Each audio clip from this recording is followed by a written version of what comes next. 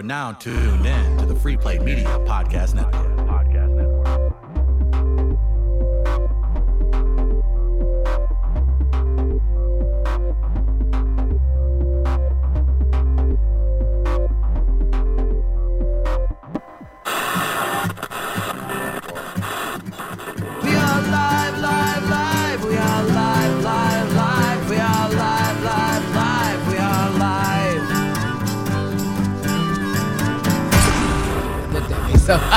We are live. That's Sherri Shepherd. What's up? It's Chris Denman. That's a hell of a way to start. I know. Let's jump right in. Yeah. So Sherri Shepherd's in town. You all need to go see her at Helium Comedy Club all weekend long. If they don't sell out, I imagine you have a huge following. A lot of people that maybe don't always hit up comedy clubs too come see your shows. Yes, I had somebody, some Everybody Love Raymond fans, and this old guy who, he was definitely a grandpa. Yeah. He brought his dog with him. And brought his dog to a comedy show? He said his dog was a fan of mine too. They watched Everybody Loves Raymond together. Okay. I didn't know if that was love or weird, but I will take anything I can get. Absolutely. So wait, so do we have to apply the 2-drink minimum to Fido as well in that situation? I have some treats. Okay. Yeah, I always have dogs in my life. I had treats. What kind of dog do you have? I have a Cane Corso. Okay. An Italian Mastiff. Yeah. 120 pounds. Those are big boys. She's big a girls? yeah, she's a big girl because the boys are like almost 200. So she's 120 pounds. She's a guard dog. Holy cow. Yeah, so it's in her DNA. If you come in and she senses no tension, all she'll do is sniff your crotch and wag her tail. Sure. If you try anything, she goes in for the throat. She's like, it's not happening today. It's not happening out in my watch. And I have a Labrador. I have a rescue lab. Nice. Who's like complete family dog. Yeah. Who just like gives you her stomach. You had to equal it out. I had to equal it out because Right. and it's so funny because my Cane Corso is so sweet, Lexi. She's so sweet, but when a pizza man comes, I'm like, oh my God, I can't control her. Oh gee, because I need him to know she'll kill you. Right. Yeah. Let them, because if you're casing this place for your friends, there's absolutely some big dogs here. Yeah, I'm gonna sing them. How are we on cussing? This is uncensored. So we okay with that? Oh, shit! I didn't know that. Okay, hell, okay. So this will play out on our morning show, but then we're gonna release it like an uncensored podcast too. I love that. Let's settle in, because Sherri. so much I have to watch my mouth. So You do. So I have that's like my main question too. So forgive me, didn't watch a ton of The View. It's okay, but I bet you your lady did. Is that how you know? So you say my name to your lady, she gonna be like, oh my God, Sherri Shepherd. Now let me see. What would you have watched? Would you have watched 30 Rock? 30 Rock, yeah. Okay, so I played Tracy. Tracy. I feel bad. Yeah, you were great in 30 Rock. How I Met Your Mother. I'm trying to think. Jason Segel, young white guy. Sure, what would you have watched? Jason Segel. Wow. Making waves all the time for the tall, funny guys out there. He's got my heart in that one. He's got mine too. I can't really do the CBS comedies okay, as much. so know How I Met Your Mother. Yeah. I'm trying to think. 30 Rock, though. I think you 30 just Rock stop is at like 30 it. Rock. Yeah, right? I always get like the drunk white dudes. Yeah, they love 30 Rock. That is like if I'm somewhere, it's a bunch of drunk white college guys. 30 Rock is their show. How do you deal with the yelling of the character name? That is something that I will apologize on behalf of all Caucasian men and women. Probably you just yell 30 Rock. Oh no! You know what they yell when they see me? Ham. And and sometimes I forget my lines. Like people will see me, they saw me on Friends, and Friends will air all the time. And one of my big lines That's insane. Yeah, I didn't realize you were on Friends. I was one of the tour guides in the museum when Ross worked at the museum. Yes, and my character was Rhonda. And my biggest line that people want me to repeat, they will come up to me and they'll go, "Hi, I'm Rhonda, and these aren't real." And I'm like, "What's not real? What the fuck? What's not real?" You're trying to just remember exactly. I'm trying to remember my lines. That was literally 20 years ago. I know. And which, by the way, still, you look great. You don't. I would not have guessed you'd be old enough to air in Friends as well. You are so sweet. I have no money in my bra. That is so nice of you. That was my next ask. I'm like, how about a tip for the nice polite If you keep gesture? on with the comments like that, I'm freaking making it rain. We're gonna get vegan cupcakes together if I keep talking nice, huh? Oh my gosh, yes. So do you do that do you hit up town? So you're on tour. Obviously, you're at Helium Comedy Club this weekend. Do you hit up the cool places in towns? I mean, do you just tell me the list that you have for St. Louis? Yeah, my tour is called the Wiser, Prettier, Funnier. When it's called the Wiser, Prettier, Funnier, and Tired tour. Ooh, yes. That's what my tour is important. called. But I like to hit up towns and leave on Instagram. I like to find the best rib joint because everybody who travels with me, they love ribs. Now, I watched that documentary, What the Health. So I feel really bad eating like toxic cows with snot. Sure. So I can't do the meat. So they want rib joints. The best rib joint. And I always have to find out where a beauty shop is, a hair salon, so I can have them do my wig. Because I need to bring you know what's so funny? I trip them out because I come in with my wig in my hand. Yeah. And so I need to find a place. Take the wig, do it. I'll come back and pick it up. And I need the best vegan place because I'm a pescatarian / chickenarian. Not sure what it's. You know, So, vegans Sherri get really Shepherd mad. then. So you're making your own damn thing. I make them out, because vegans get really mad when you say you're vegan and they see you eating fish. Yeah. So. Yeah, and that's true too. I think it's just, you could even maybe, but you're trying to appeal and you're kind of making more of an awareness for those people's lifestyles. I think that's a good thing. Yeah. Well, maybe you just say you eat clean. I don't know. Get people off your clean. back. I mean, that's true. I guess I could say I eat clean. That I sounds have no really problem good. with eating chickens either, by the way. I love chicken. They're little dinosaurs. But have you looked at a KFC chicken? That sucker breaks. Like I had a KFC chicken and the wing just broke in half. I was like, is this, and that's, you think steroids. And I'm like, oh my God. Which is why all these friggin' 13-year-olds look like they're 40. I was at a music festival over the weekend, and we were laughing at another guy in our booth because I was, hey, maybe don't look so hard at every group of girls that comes by because those young ladies dressed like they are 24 out in West Hollywood are not. They're literally freshmen in high school. Yeah. My 5-year-old niece looks older than me. And it's because we feed her McDonald's all day. Oh, I'm not supposed to say brand names. But we feed her like, okay. Oh, that's so great. Yeah, I don't care. It's all the Big Macs that she's eating. She's got like a butt like Kim Kardashian's. I swear these kids got to stop with the steroids. So I'm a little afraid to eat the KFC because chicken's like kind of weird. About what's going to happen. You figure all the chicken that we eat, during the Super Bowl, we do all the wings. And they can't produce that many healthy chickens. They're not out there. There's not enough healthy chickens. No. So I'm trying to get just the fish. So, okay. So we'll deal with that. So when you're in new towns and everything, so doing stand-up, so you have such a diverse background. Obviously, Friends, like you said, 30 Rock. The View is about the opposite of 30 Rock for me. It's so the opposite. So you possess real talent, I would say. Like some people, I think, get elevated and maybe. Barbara Walters always forgot. She'd go, because I'm also an actress, and she'd go, "Oh, so you act, dear?" And I go, you didn't find me off the streets, Barbara. Right. And your mama won't like it if she finds out I wasn't a stripper. Like I was an actress, right? And she would always forget that. And so Barbara Walters just barely looked at you and didn't even know you. Barbara Walters, she didn't look at me. But I loved her. That was a really great experience for a person who didn't look at you.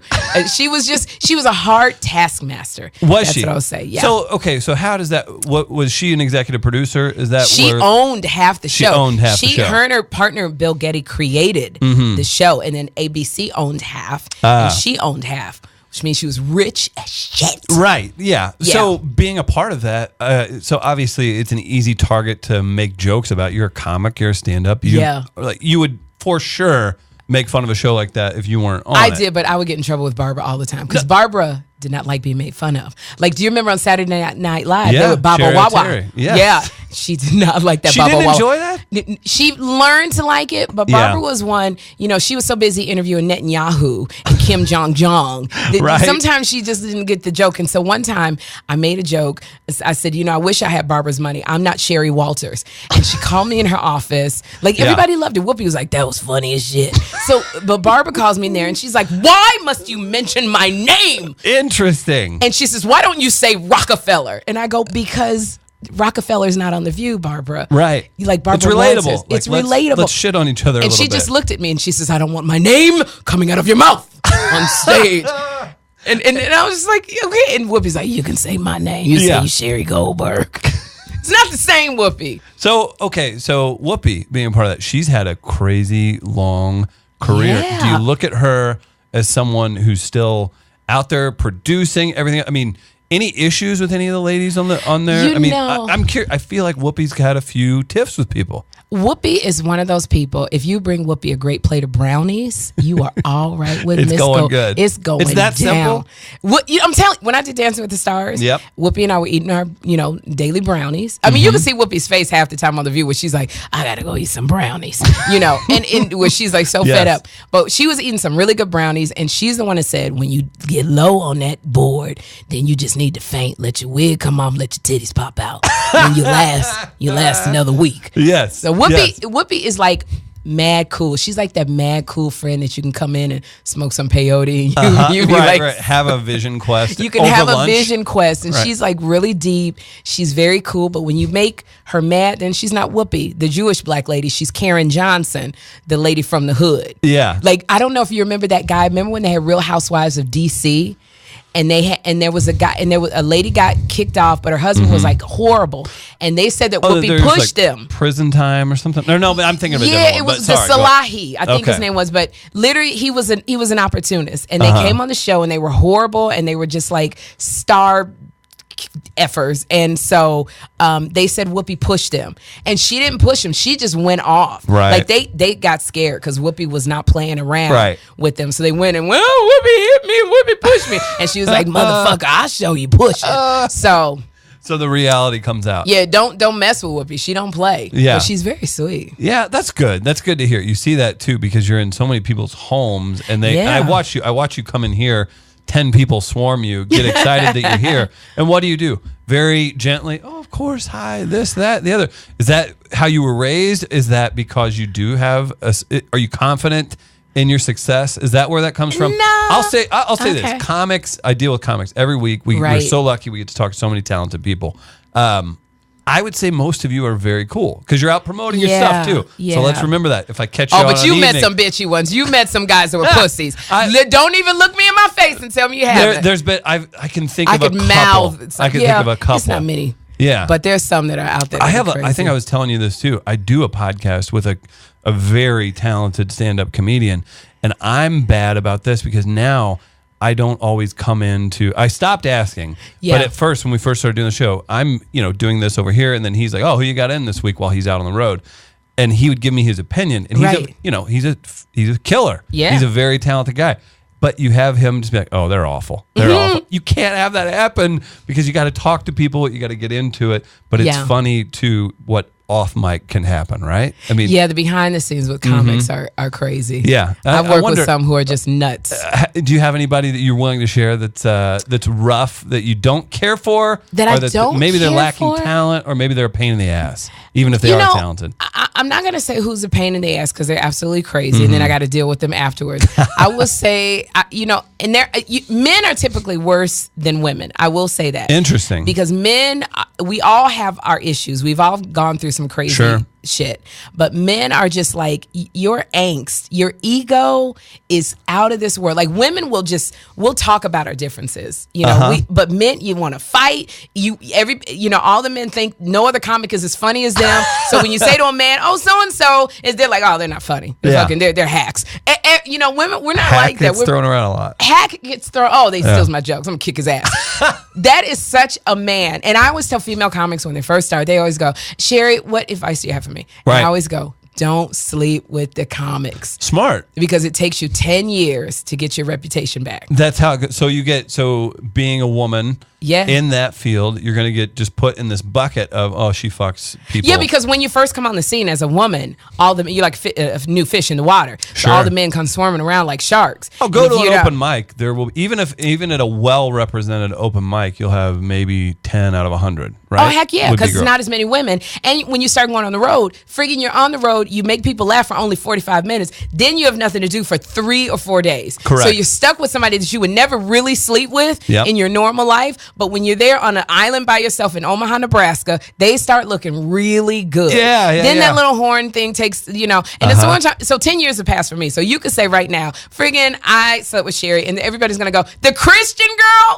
Get the fuck out of here. Then nobody's gonna believe you. Not one person. Nothing's gonna come of that. Yeah, but it's, I think women are much more grounded, usually because we have kids, you know, we're married. So men were more apt to like, well, I mean, I could always just go live in the woods if things fuck up, and your soul is dead inside. Half the time, your soul is freaking just gone. It's just gone. It's just gone. Burnt out from like I've had crushes on many comics, and I'm just like, this will never. Hell, I married one. I just went, this will never work. Who are you married to? I'm sorry. I was married to a comic. His name was Jeff T. He didn't make it in the business. Sure. Because in this business, you have to have stamina. Yeah. I mean, it's like only the strong will survive. You can be in this game at the highest levels and then have, let's say, you come to a city like St. Louis. We'll just do this. We'll use an example. Say the Cardinals are in town. Say there's a rock concert. And let's say you're in a crossover where there's blues hockey as well. Yep. Maybe that doesn't matter in LA if you're going somewhere, or it doesn't matter in a bigger. In St. Louis, your crowd's going to be light. 2 of the 3 shows. 2 people. And then all of a sudden, you're now renegotiating with a comedy club because you were light last time. And you're like, I'm Sherri Shepherd. I've been on Friends. Absolutely. They're like, you sold 50% less than you did last year. Yeah, and we're not paying you. Right. And we're not paying them money. And men have a really hard time with that. They fall into deep, dark depressions. Yeah. Like my husband came out here with Joe. He came out to LA with Joe Rogan. Yeah. They used to be in Boston together doing it. And you have to stay in that game, and it's hard. And men have these egos, especially when your wife is friggin' surpassing you in the comedy clubs and in acting. It's rough. That's wild. So do you have a relationship with Joe then? Do you know? I love Joe Rogan. Yeah. I went on the road with Joe Rogan and Carlos Mencia, which that is a rarity. You were on the road with him? Oh my gosh, like way back in the day. That's way long. It was back in the late 80s, because that's when I started. And you'll never see Joe and Carlos on the road. Not after not after he knocked him off his complete career. I wonder if that had to be weird, just obviously knowing Joe's martial arts background and everything. Because I wonder if anyone else was first of all, he was in the wrong, right? Mencia? He was completely in the wrong. And Joe confronted him, Yeah, absolutely. And that's so Joe. He's crazy. Like Joe will come up to you and go, feel my thigh. And I'm like, I don't want to feel my thigh. Because he does freaking martial arts. He's a little ball of muscle. He's it's like rock hard. It's crazy too with science, and he's very open about what he takes and everything like that, that he can look like a stronger, more capable, athletic version of himself at 50 than he did at 25. Oh, because really? of the stuff he takes. Wow. Absolutely. If you look at him on news radio back in the day. So different, yeah. Look quite a bit different, which, hey, more power to him if he's optimizing.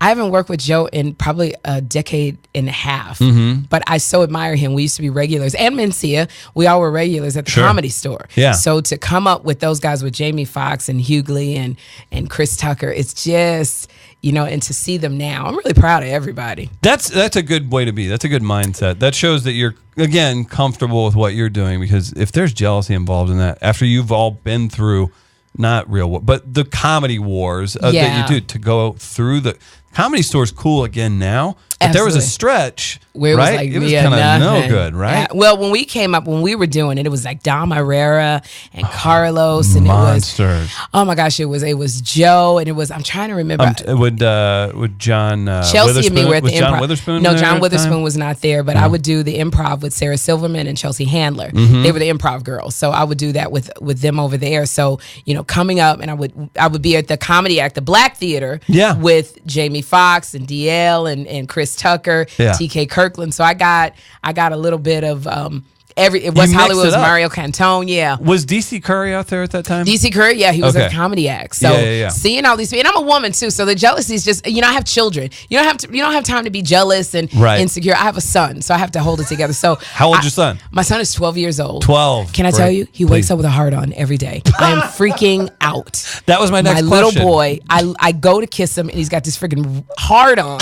And then he says to me, like, he's laying in the bed, and we're saying our prayers, and he goes, "Mommy, can I talk to you?" And I always know, okay, shit's about to come down. Right. He's like, "Mommy, can I talk to you?" Yeah. "Why does my penis keep freezing?" And I said, "Jeffrey, who does it freeze up around?" He goes, "Not you, Mommy."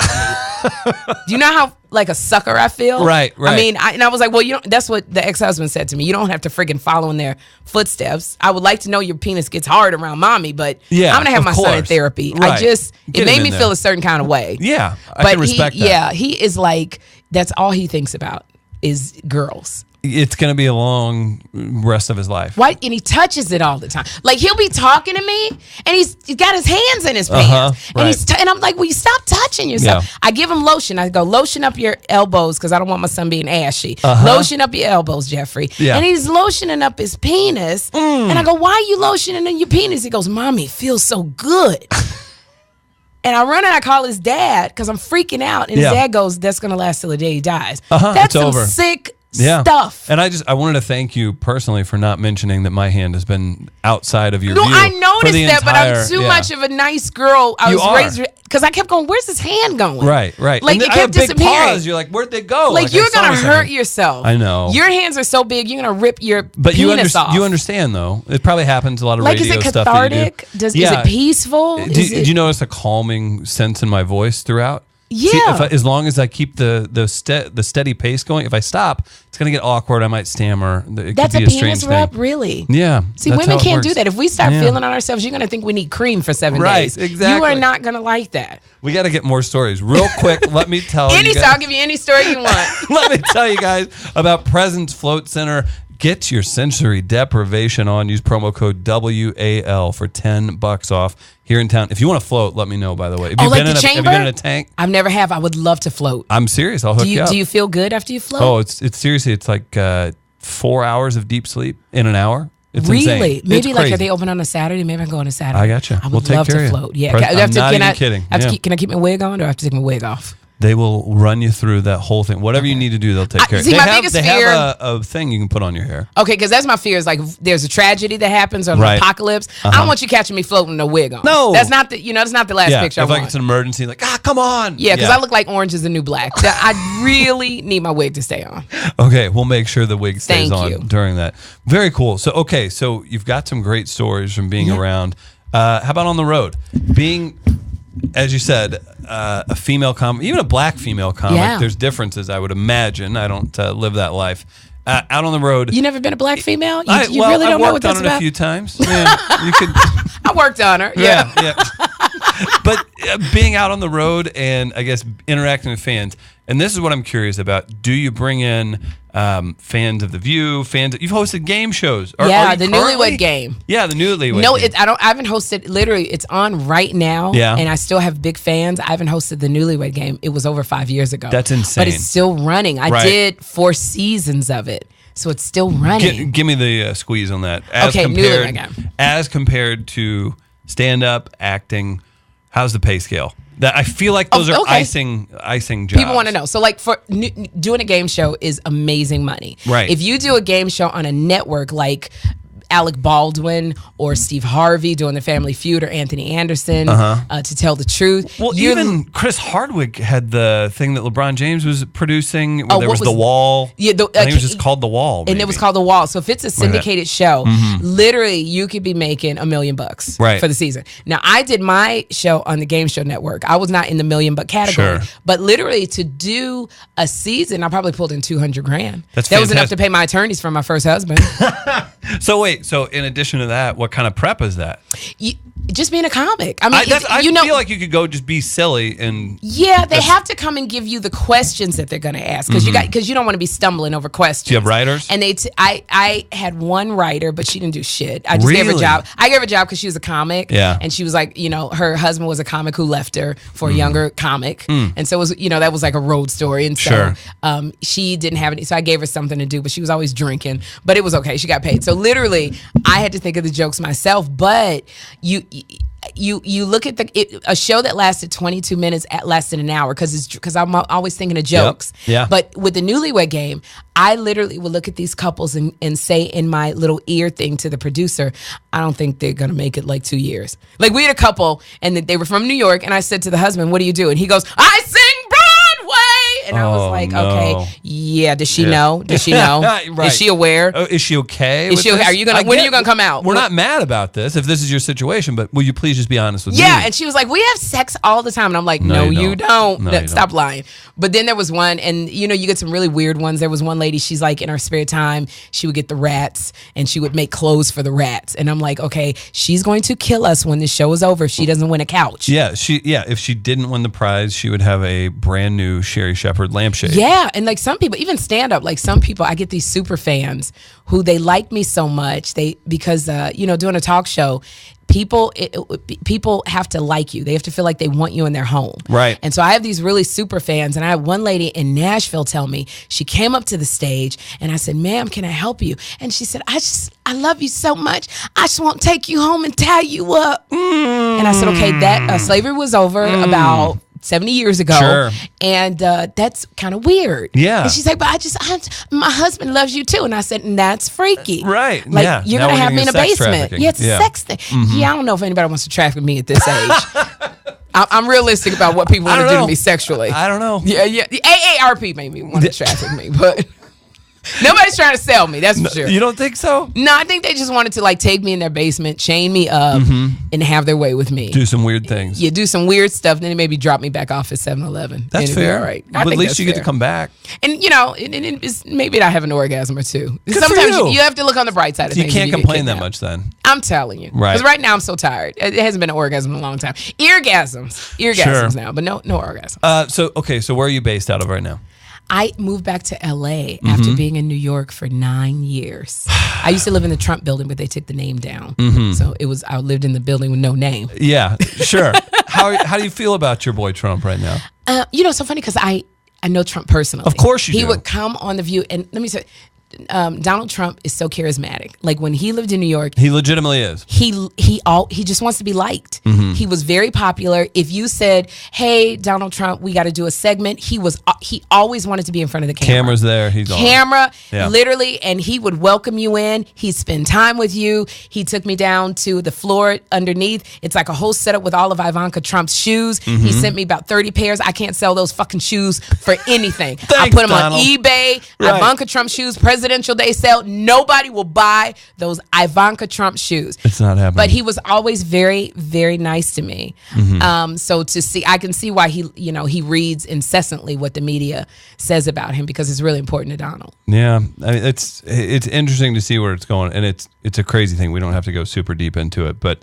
Yeah, that's one thing I don't do is political stuff like on stage. I might do, literally, I'm working on a joke now. Yeah. About when because I think for me, I just want to make you feel good. Like there are some comics, you got a Wanda Sykes who would go full political. You got Chris Rock. Sure. And I feel like my job, when I get on stage, I just want to make you laugh. I just want you to feel better than when you came in. But I am working on one joke because I thought it was so funny where Trump said there were fine people within the neo-Nazi and the white supremacists. They were fine people. It was a very, why do that to yourself, I guess. But literally, I thought about it, and I said, you have people in your life that are completely clueless. You know those kind of people, they don't know what they don't know. And I totally could picture 3 girls from college going, oh my God, I don't know who Robert Lee is, but do you see the initials in there? It says Bob Loves Jenna. That's my mom and my dad. And like we were in Charlottesville, and every week we would do like horse race, we would do the 3-legged races, and we do music, and we have picnics here, and this is so great, and we have to preserve that. We're gonna have fun. So I called my girlfriends Amber and Becca, and I said, we're gonna do a girls trip. We're gonna go get a permit, and we're gonna go to this park. And so we're at the park, and I asked my boyfriend Jamal. He's like, no. I'm like, what? He's like, no, I'm not coming. I'm like, okay, screw you. So anyway, and we're having such a great time. We're dancing, and oh my gosh, and they said that there's a Skid Row. I love that band so fucking much. And then we're dancing, we're having a good time. I'm like, look at those guys with torches. This is so great because it's gonna be dark really soon. Yes. So we need it. And I said, oh my gosh, and the KKK, Chloe, Kendall, and Kylie are here. Selfie. We're gonna Snapchat this bitch. Beautiful. And I said, and for me, that's about as political as I will go. Yeah. Of the fun of taking something that's just really, really terrible and trying to make you laugh at the just let's put craziness. some kind of insane situation that could happen to a degree, right? I mean, there's some literally. So that was my Uber driver. We were talking about Skid Row, and he thought I was talking about the alternative freaking rock band Skid Row, and I go, you kidding me, right? He didn't know anything about Skid Row. No good. And that's when I thought, okay, there are people in your life. They might have gotten caught up on. I know I'm reaching. Right. Yeah, it happens. Well, on a serious note, too, so being a black female comic, entertainer who's risen to, people would kill for part of your resume, right? Wow. Yeah, people are striving for that. I mean that. Yeah. So making your way up through it, I guess, are you aware of, or do you speak out about any, I guess, complications or things that you felt were brought on because of race or gender? I mean, is that something that you, I mean, you have to be an advocate for that, right? I think, like, hey, here was my experience. Here's how I handled it. Here's how we fixed something maybe negative you dealt with. I think that when we have a platform, it's our responsibility to use it.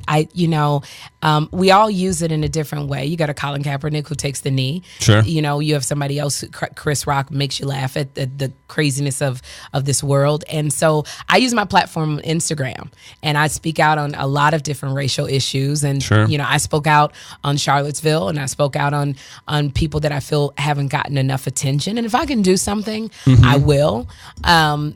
I absolutely do. Now, when we did The View, I would try to bring up a lot of those topics. Sure. And if we could talk about them, we would. Yeah. So you're saying, was there a personal incident that happened to anything, me? I guess coming up too, because I see, I don't know, I don't want to speak for anyone else, but I see a really nice community at times. I see kind of an erratic community at times with comedy, entertainment, different things like that. But we do a really good job on this show of, okay, well, let's get everybody's perspective, different things like that. You have a really unique perspective. The names that you're throwing out and the institutions, Comedy Store, the Improv, all these things, the other people that are successful that you've come up with, and then to do the variety of things you've done, that's super interesting. So I'm always just curious about people's journey getting through that. I mean, anything negative that you would tell a young black female comic getting started to be like, hey, here's this crazy path I took, maybe avoid this or don't let this happen? For as far as being a black female comic, I don't know if there's something specific to being a black female comic, just trying to get, but I think white female comics go through this as well, trying to get the stage time. The men, they don't see color when they're misogynistic. Like, I think if you ask Sarah Silverman, she'd have the same story that I do of we're just trying to get on stage and be funny. Yeah. But one of the things I think that black females go through who are in the business of acting, there's a certain type of role that we all have to take when we're just starting, and that's a sassy. It's our sassy. You see how those S's? Sassy black woman that rolls her eyes and says, "What? You better not, honey, child." It's the sassy secretary to the white male executive. Sassy best friend. Okay. Sassy judge. I mean, if it doesn't say sassy, I get a little scared.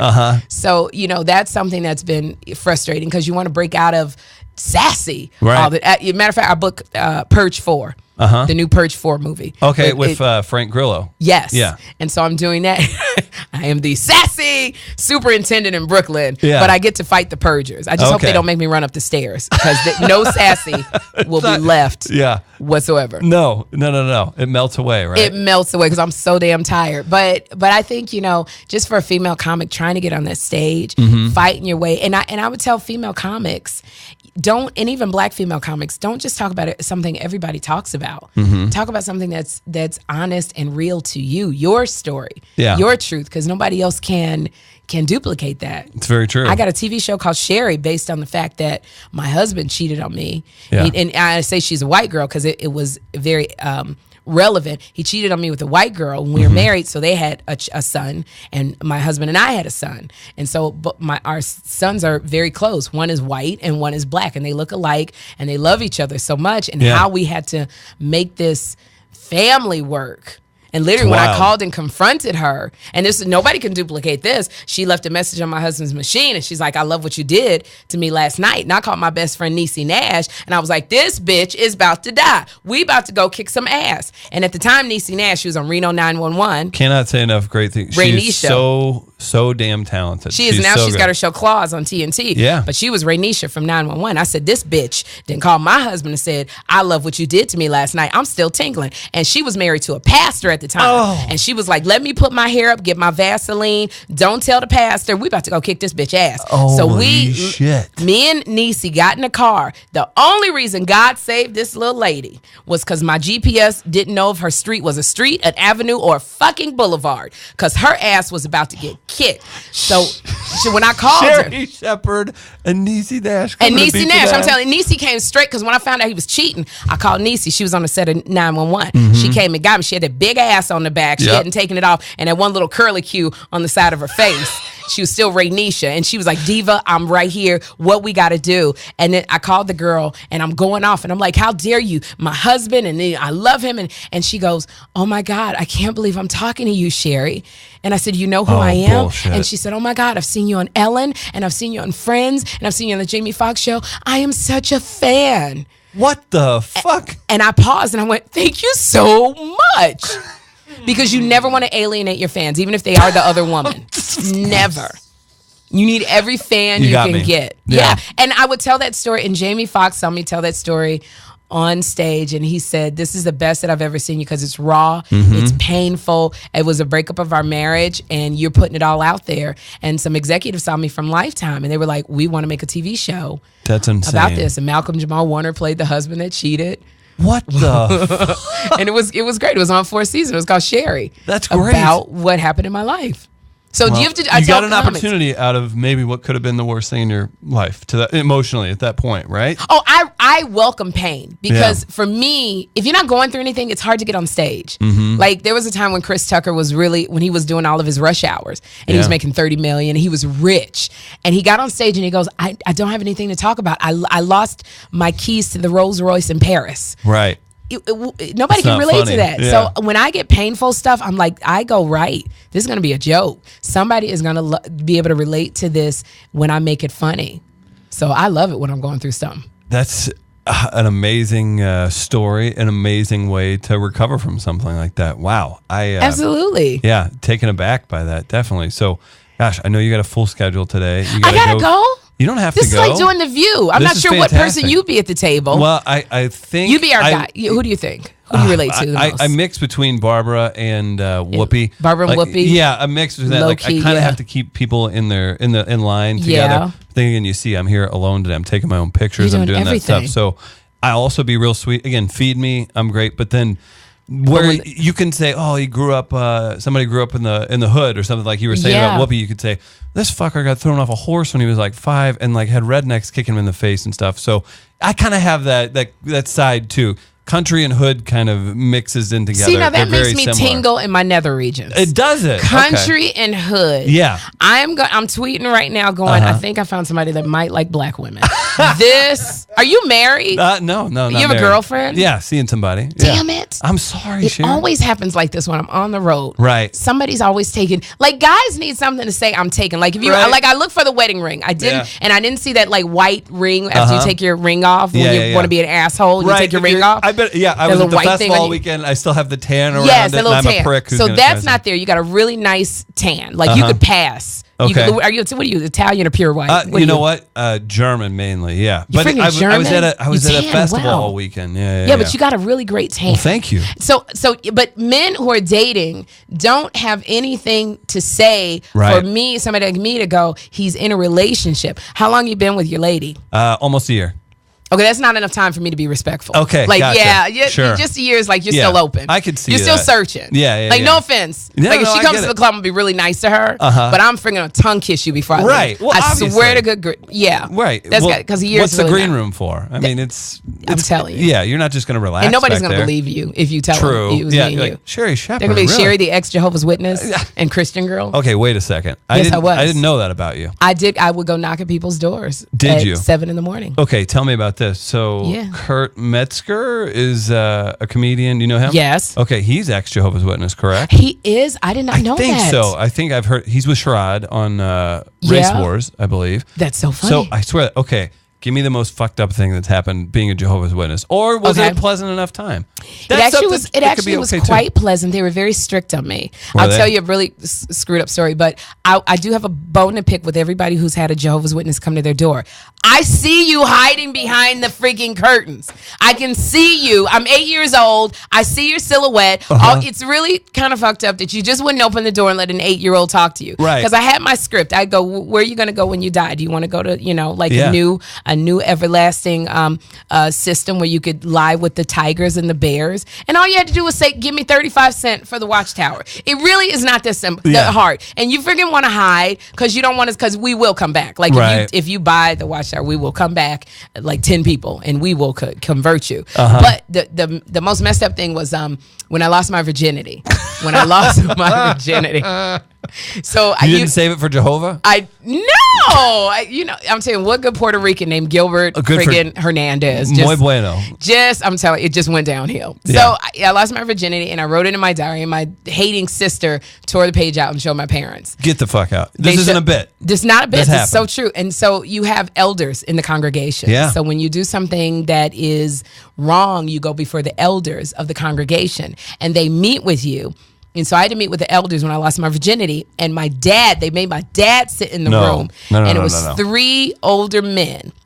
And they were like in their 60s. And they were asking me all of White or black? It was 1 black and 2 old white men. Okay. And at the time, I'm a young teenager. It was so embarrassing. And they asked me so many like really personal questions. Like they said, did he digitally penetrate you?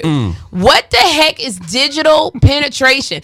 I still don't know what digital. Does that mean a DVD was involved? I was going to say something with HD capabilities. With HD capabilities. I think it's a digit is a finger. Yes. So my dad is sitting right there, and they're asking me all these questions, and I'm crying, and they made me go through like the whole thing of what happened and how I lost my virginity and what exactly he did and what my feelings were. They jerked off to this later. Yeah, well, now I'm grown. I'm like, they were getting off on this. I'm a teenager, and I was in there for like 2 hours with these men. Like, you would have a woman questioning a young girl. Sure. But it was older men questioning me in their 60s, and my dad had to sit there and listen, so that was embarrassing. And then they put me on public reproof. So your private reproof is they just kind of... They give you the punishment and nobody knows. And they'll say, Sherri Shepherd's on private reproof. So Sherri got in trouble. But they put me on public reproof in front of the entire congregation, and they said there was sexual sin with Sherri Shepherd. And I'm just a teenager. I just lost my virginity. Something that was so beautiful, except I got diarrhea after he did it. Yeah, I don't know, that TMI. part, that's but debatable. something that was so beautiful was just so ugly. And they said that I was on public reproof and nobody could talk to me for 6 months. No one could speak to you? Like people who are my friends and like my best girlfriend who's still, she's still a witness and she still to this day like doesn't let people know that we're still best friends. Did you go to public school? I went to public school, yeah. So during the holidays, I had to leave the room. To Halloween. No, well, Christmas, Halloween, Thanksgiving, when they were singing the songs and putting up the turkeys. The Pledge of Allegiance every morning, you had to step away too. I stepped away. I wouldn't do the Pledge of Allegiance, but any holidays, I had to go to the library while they did the holidays. But like for 6 months, nobody talked to me. Like we could have been friends and they would ignore me like I wasn't there. And then after the 6 months, they embraced me and hugged me. It was like nothing ever happened. Because the theory behind that is you want to isolate and then the person feels like I have nothing. I'm thrust out into a world that I don't know. So when I'm embraced again, I'm so like want to be back in the fold. Yes. Could they do, and maybe there's not, I find Scientology to be just evil and at levels. That cult, yeah. Could they do, because their scare tactics and stuff like that are fucking lame, but they're real. Yeah. Could Jehovah's Witness have like Leo Remini's been just tearing Scientology a new one? She got an Emmy, for a documentary. No, I don't think that Jehovah's Witnesses are like that. I think they're very, very nice people, and they completely believe in what they believe in. Yeah. And a lot of them, like Rebe Jackson is still a Jehovah's Witness, Janet Jackson's sister, Michael's sister. And she always says to me, when are you going to come home? So I get that a lot from witnesses. When either they stiffen up when I see them on the streets and I go, oh, I was a witness, but I'm not anymore. They get stiff. Like they don't know how to deal with me. Like I'm going to try and get them out into the world. Or they're like, when are you going to come back? When are you going to come back? This could be a complete, just a random thing. There were some Jehovah's Witnesses I went to high school with. Yeah. Extremely like top 5 in our class, smart.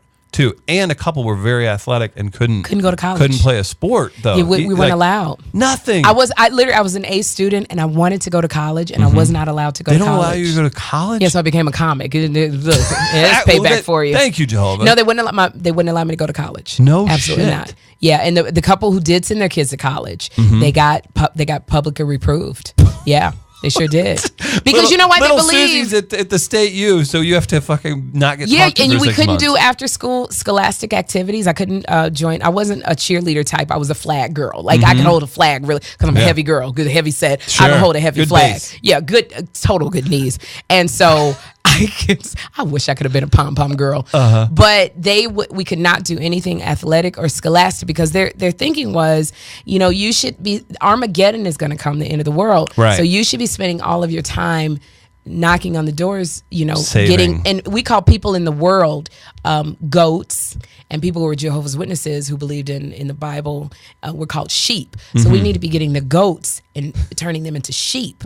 So if you're spending all your time, playing football or going to college, that's taking away from being in field service, right, which is when we knocked on the door. So was there any crossover in that? So as you made it into what we would both probably call the normal world, so we'll just say post Jehovah's Witness. Right. Was there, was anything super surprising to you? Or were you, were you already kind of aware and you were just like, why the fuck can I be? No, I was so sheltered. My parents were so strict. I didn't get to see R-rated movies. So I was really rebellious. But when I first got out there, I joined a Pentecostal church. Right. And so Jehovah's Witnesses, I was raised to believe that every church was from the devil. And if you walked into church, it was going to explode. So the first time I went into this I did. I thought it was like Satan. Yeah. And I worked, and if you know Pentecostal churches, those are like the most charismatic, screaming, speaking in tongues, hallelujah, with those running around. Super sexy long khaki dresses. Yes, super weird long hair. Weird long hair, and especially a black Pentecostal church. Oh yeah. Oh my it's going gosh. down. I grew up Catholic. The first time I went to one of those, I was like, what is going on happening here? That's what I thought. When do we kneel? Yeah. The first lady I saw, she's like, and she was speaking in tongues, and I was like, I have walked into the church of the devil. Right. It scared me so bad, and it made me say, that's why they told me don't go to churches. But once I realized what was going on, and I said they better stop slapping my head, because they kept hitting when I got saved, accepted Jesus Christ, kept hitting me now, knock that wig off. Yeah. And the thing about black churches, they have a lot of wigs. There's a lot of wigs that come off when black women get the Holy Ghost. Right. In church. I've seen it happen. It's a movement. It's a whole movement. Yeah. It's happened in my family. It's kind of slid with me. When I get really into Jesus, my wig will slide. Sure. But but I haven't been a Jehovah's Witness for a long time. Yeah. And they keep telling me, would you please stop talking about us? Right. Listen, like, they're not going to kidnap you. me. They just pray for me, which I love. They're very nice people. Do you feel like that's something that you draw off of your sense of humor? It has to be, right? Because you have such a unique, compared to this and that, like things that maybe someone that didn't grow up in a Jehovah's Witness take for granted as being weird. You'd be like, whoa, you guys are really strange. And it's because maybe you were sheltered. Because I look at everything kind of like in a weird way. Like being a Jehovah's Witness, they told me, the elders brought me into the room and they said, you cannot do stand-up comedy, which broke my heart, because I literally feel like doing stand-up comedy is a calling from God. Right. To be able to use this gift to make people laugh. I sometimes I cry on stage because with what we're going through in the world, people need laughter. Sure. And so to be told that I cannot use my life's experience to make somebody feel better just really broke my heart. That's probably what made me pull away. Yeah. Because I said, I don't want to be a legal secretary all my life. I want to do stand-up. And they said, absolutely not. We forbid you to do it. And it kind of made me... Peace. Yeah, I was like, I gotta go. Later, Jehovah. Yeah, and look where I'm now. I really feel like I'm. You think you made the right decision? I think I made the right decision. I would say so. 2 ex-husbands later, I think I'm good. There you go. What about your son? What's he gonna do besides touch himself? I talk about his dad is a comic, and I'm a comic, and I say to Jeffrey all the time, college doctor.